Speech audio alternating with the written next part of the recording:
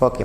Now once if you get the eigenvectors, you can write 3 eigenvectors. You will write x1, x2, x3. This is what 1, 3 numbers. This is 2, 3 numbers. This one column is 3, 3 by 3 matrix. You can call as a P. Just you can find P inverse. Then diagonalization what you will get?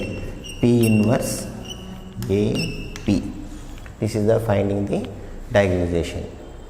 Then symmetric matrix means what they will do? Orthonormal transmission. Using orthonormal diagonalization. How to will do the same story up to getting, you can do same thing. Once if you completed means what you can do, the matrix normalization. Suppose x1 I am getting 1 2 3. This if you normalize means what you will get? Actually 1 by root of this square plus this square plus this square. So 1 square plus 2 square plus 3 square. 2 by what you will get?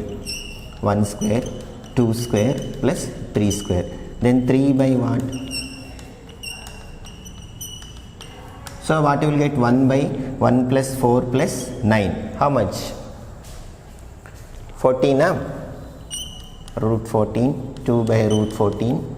3 by root 14. Similarly remaining 3 vectors also you can do, that you can call as a matrix is N.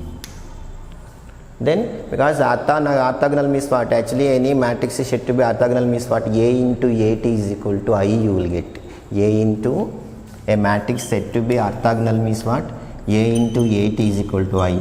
A transpose itself own inverse. That is called orthogonal matrix. That's why instead of I am doing P inverse AP, what I am doing? NT A N.